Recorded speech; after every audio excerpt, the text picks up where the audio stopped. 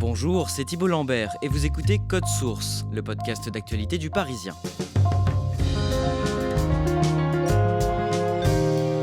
Le procès des attentats du 13 novembre se poursuit à Paris.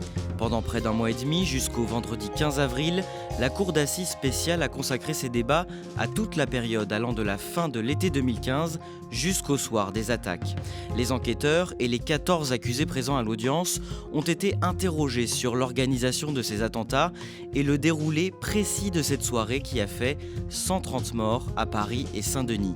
Une séquence qui s'est terminée par un véritable coup de théâtre. Pour la première fois, le principal accusé, Salah Abdeslam, le seul survivant du commando terroriste, a accepté de livrer en longueur sa version des faits. Avec nous dans Code Source, deux journalistes du service police-justice du Parisien qui se relaient pour couvrir cette audience historique, Pascal Aigret et Timothée Boutry.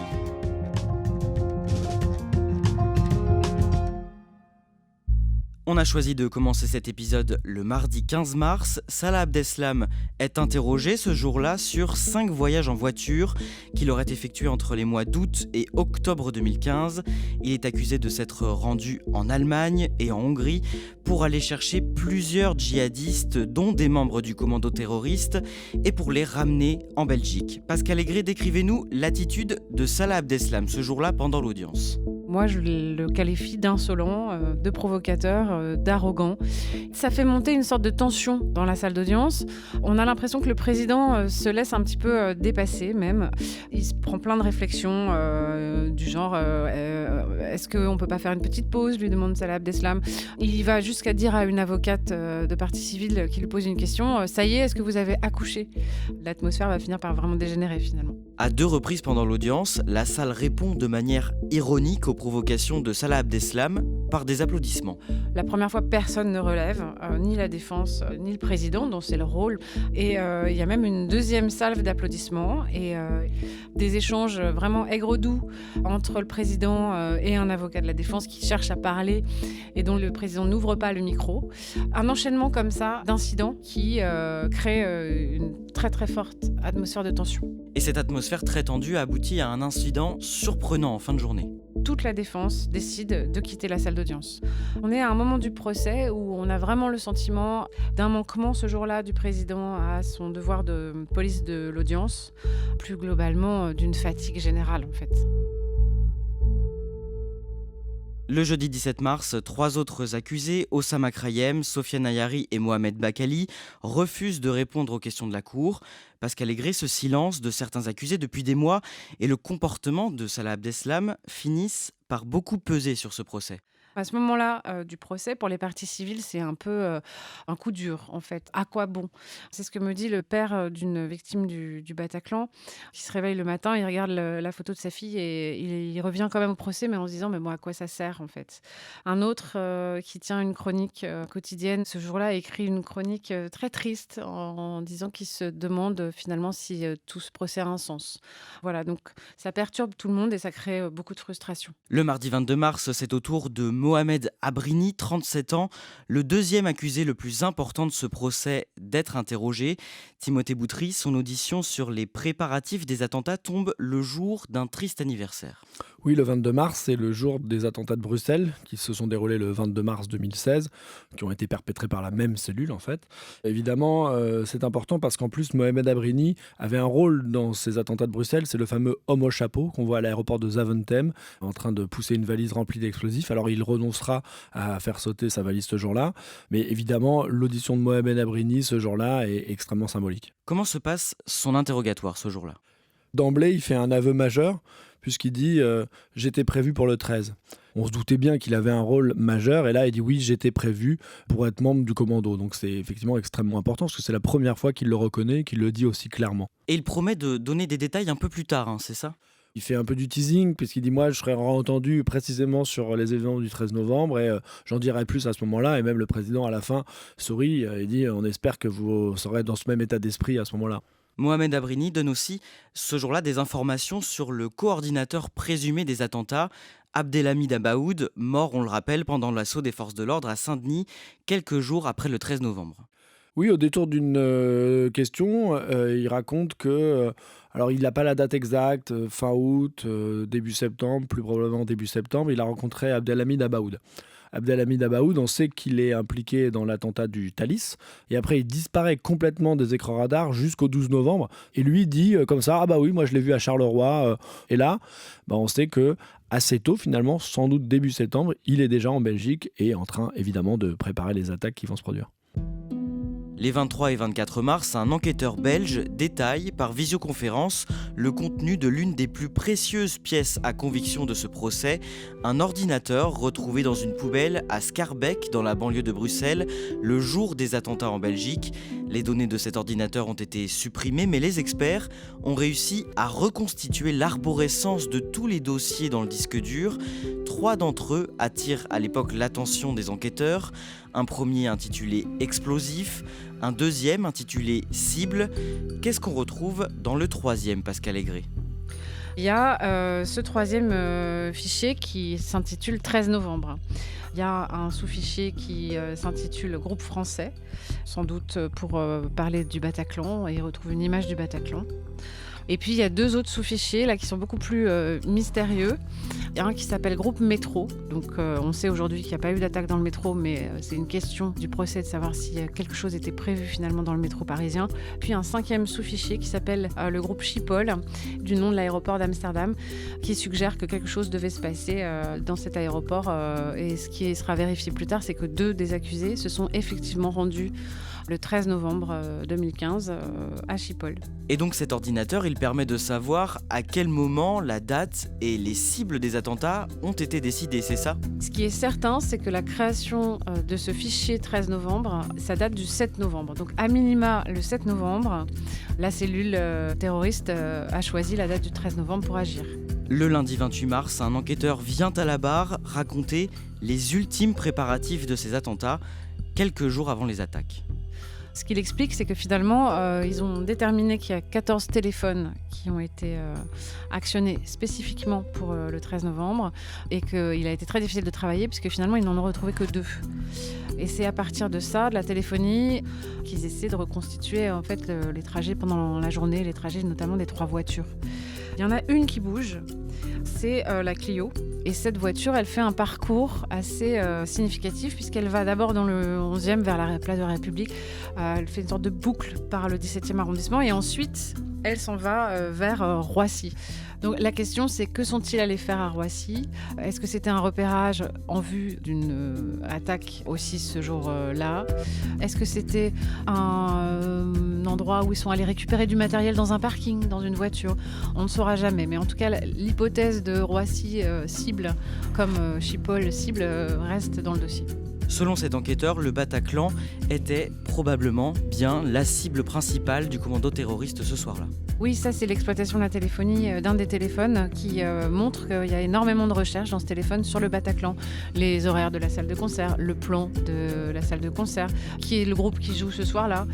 Et ce que pense cet enquêteur, c'est que finalement l'attaque du Bataclan c'est la cible principale, que toutes les autres ne servent qu'à faire diversion pour attirer et désorganiser les services de secours et les services de police.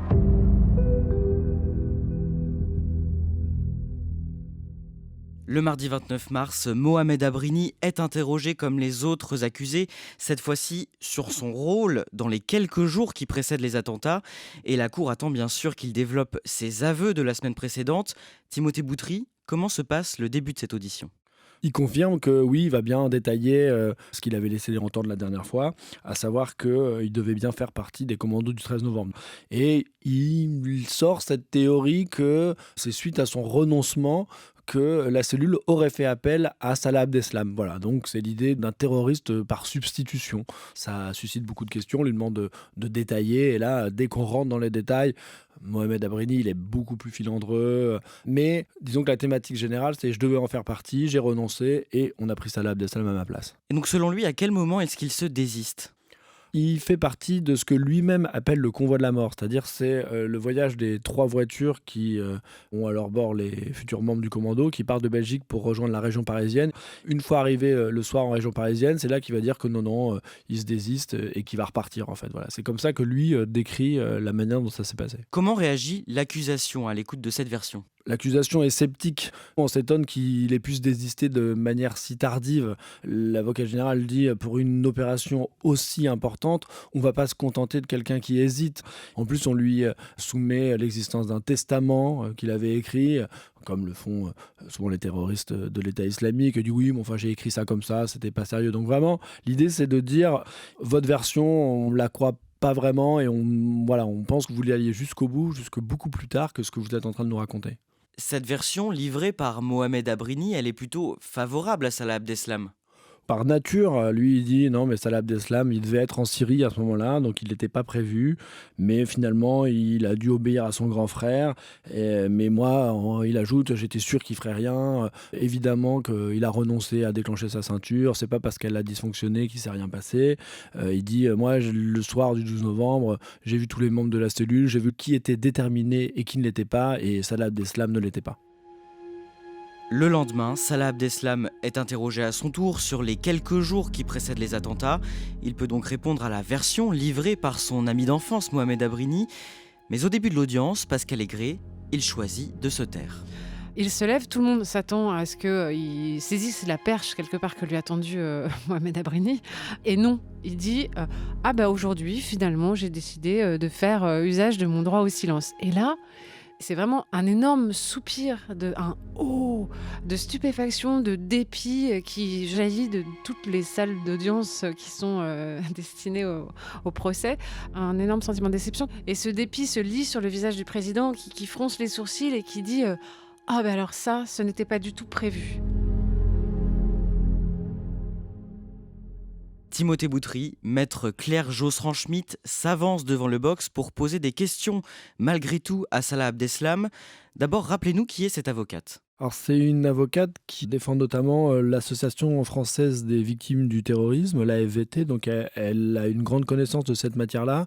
Depuis le départ, elle a noué une espèce de relation avec Salah Abdeslam. Elle a réussi à créer un dialogue plutôt qu'une relation. Voilà. On sent qu'il y a une espèce de respect mutuel qui s'est instauré entre eux. Et donc là, quand cette avocate se lève, on se dit peut-être qu'elle va réussir à le faire parler. Racontez-nous son échange avec Salah Abdeslam. Alors Claire Josserand-Schmitt lui dit vous savez, la dernière fois, vous avez posé une question sur votre adhésion à l'État islamique et vous m'aviez dit oui, c'est une bonne question, mais je vous répondrai plus tard. Vous me l'aviez promis. Voilà. Est-ce que vous entendez tenir votre promesse en fait ? Et là, pas vraiment de réaction, mais on sent qu'il est plus attentif, Salah Abdeslam. Donc elle dit, vous savez, les parties civiles sont prêtes à entendre beaucoup de choses, elles ont besoin de comprendre. Est-ce que ça, vous comprenez ? On voit qu'il hoche la tête. Donc déjà, on sent qu'il y a quelque chose qui se passe un petit peu, parce que jusque-là, il regardait plutôt ailleurs. Donc elle dit, vous savez, moi j'ai beaucoup de questions, donc elle va égrener une série de questions sur notamment le dernier repas avec sa compagne, pendant lequel il pleure, ce repas du 10 novembre, où il dit non mais si je pleure, c'est pas parce que je sais que je vais mourir, c'est parce que je sais que je vais partir en Syrie, donc il est toujours sur cette hypothèse-là. Mais disons que voilà, le dialogue s'instaure vraiment, finalement la parole passe à d'autres avocats, et puis là, maître Josserand-Schmitt se dit que peut-être il faut qu'elle repose d'autres questions, puisqu'elle sent qu'il y a quelque chose à tirer. Le président fait la moue, on sent clairement qu'il est jaloux. Il aurait bien aimé que ce soit lui qui fasse accoucher Salah Abdeslam, et c'est pas le cas. Et donc finalement, elle repose une série de questions sur cette soirée. Et elle arrive à lui faire dire des choses. Oui, des choses importantes, notamment pour la première fois, il reconnaît que son grand frère Brahim l'invite à aller rencontrer Abdelhamid Abaoud le 12 novembre et que c'est à ce moment-là que le coordinateur des attentats va le convaincre. Il dit c'est là que tout va changer pour moi. Et ensuite, il dit de manière très claire, là, alors il avait déjà laissé entendre qu'il a renoncé à actionner sa ceinture. Claire Josserand-Schmitt lui dit vous avez renoncé. Et il répond c'est ça. Pas par lâcheté, pas par peur, c'est parce que je voulais pas, c'est tout. Et il dit après, j'ai menti à mes camarades, c'est parce que j'avais honte de ne pas avoir été jusqu'au bout, j'avais peur du regard des autres, mais vraiment il est très clair, il dit j'ai renoncé à faire actionner ma ceinture explosive ce soir-là.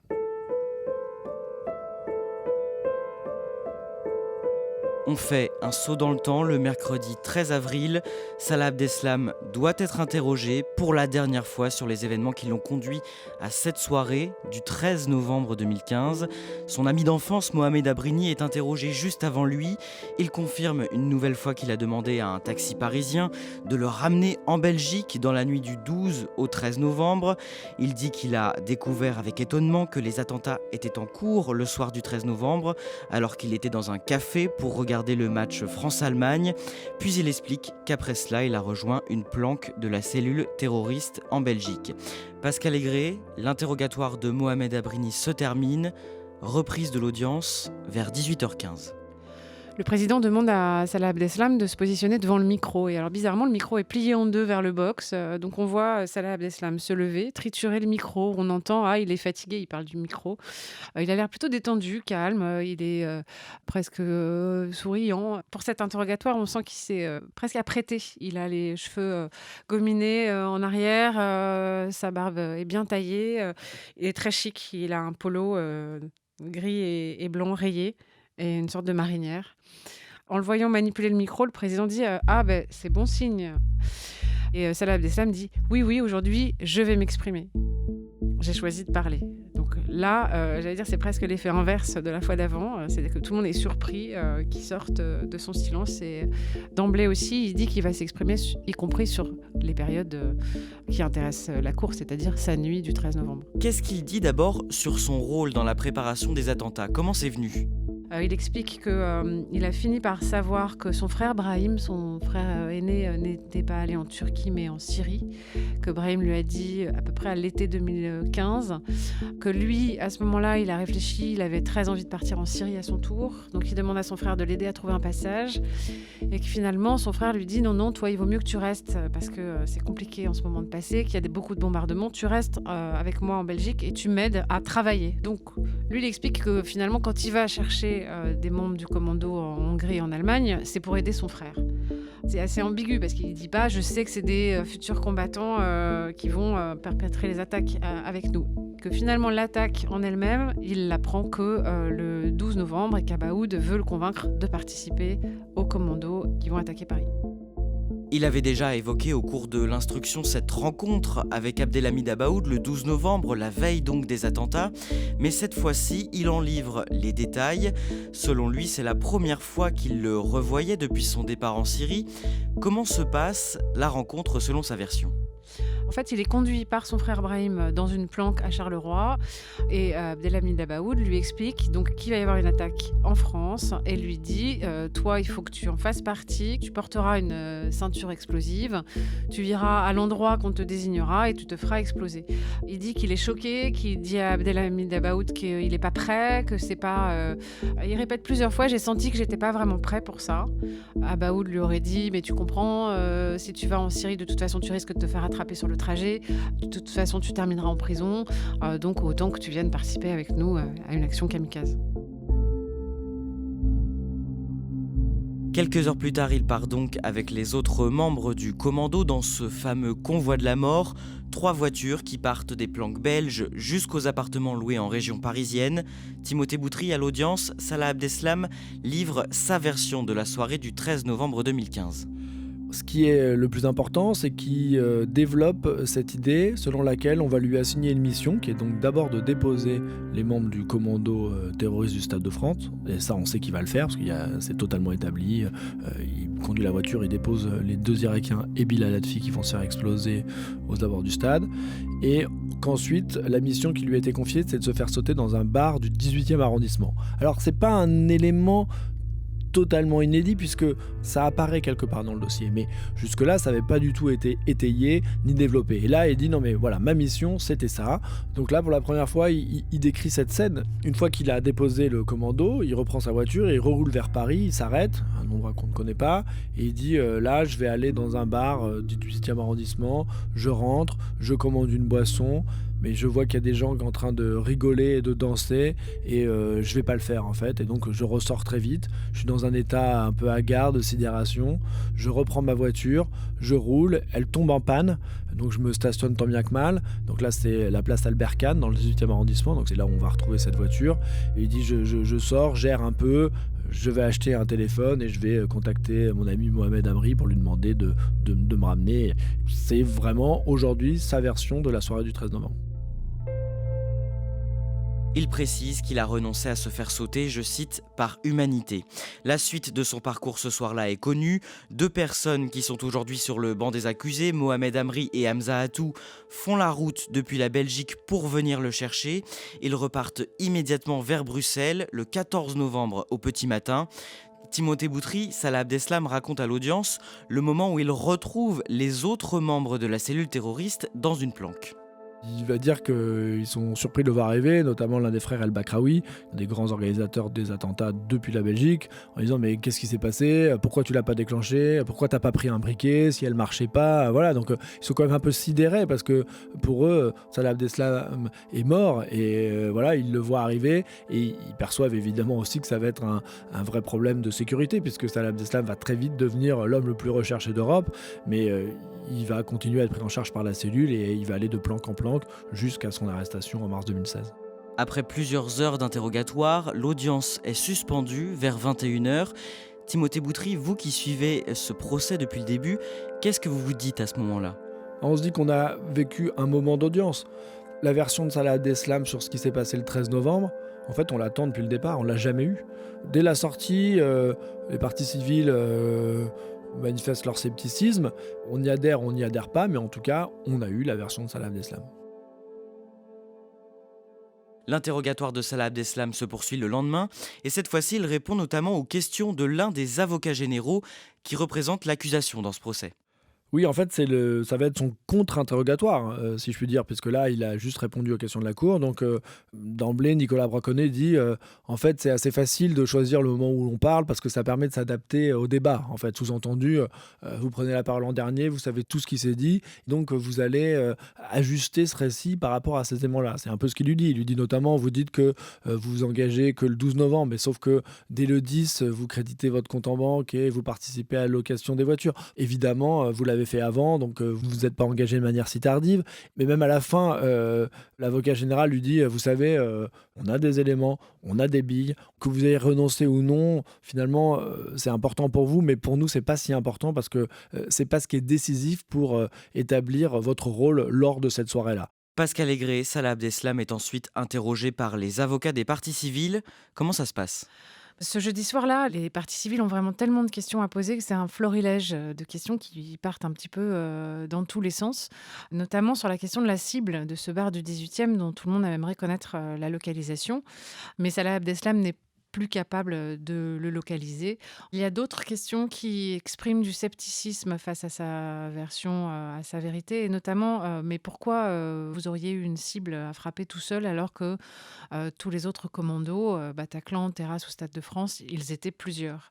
Donc voilà, ça c'est quelque chose auquel il répond pas vraiment. Et il va être vraiment assez maladroit à l'égard des victimes, puisqu'à un moment, il se permet de porter un regard sur la façon dont cette épreuve des attentats les aurait grandis.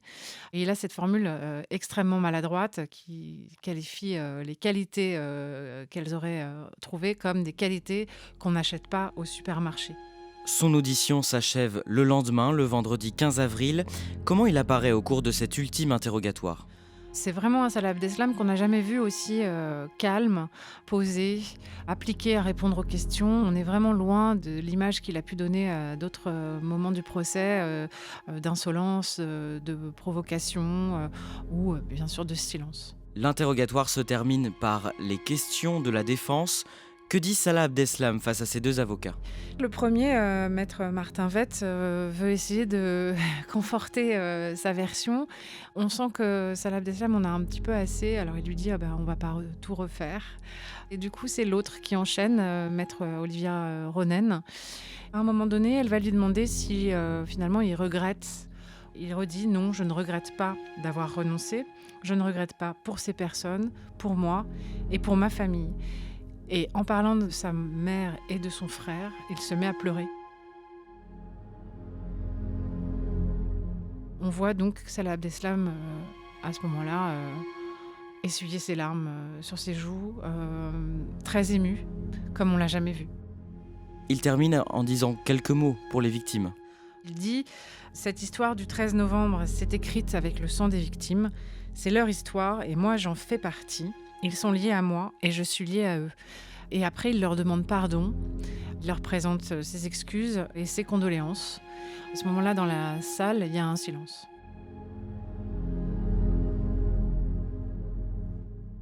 Timothée Boutry, les interrogatoires des accusés sur les faits viennent de s'achever. Cette séquence devait notamment faire toute la lumière sur l'organisation des attentats du 13 novembre, sur tous les projets du commando terroriste.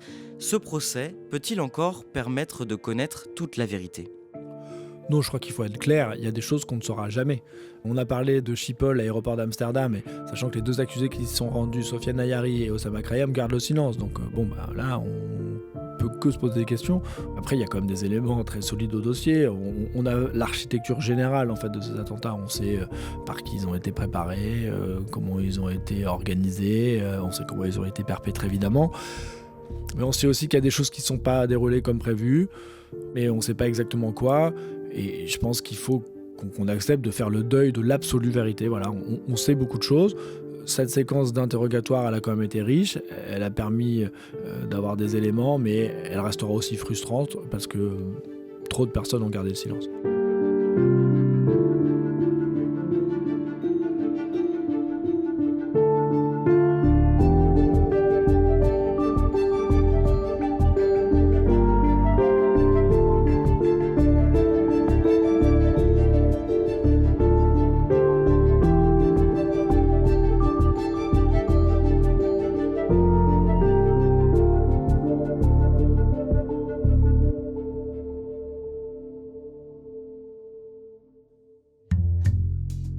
Merci Timothée Boutry et merci Pascal Aigret. Je rappelle que tous vos comptes rendus de cette audience historique sont à retrouver sur leparisien.fr.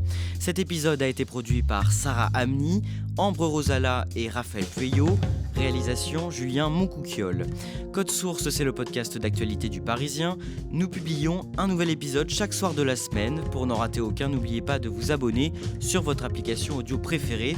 Et puis, si vous aimez Code Source et que vous voulez nous le dire ou simplement nous laisser un commentaire, n'hésitez pas à nous écrire codesource@leparisien.fr.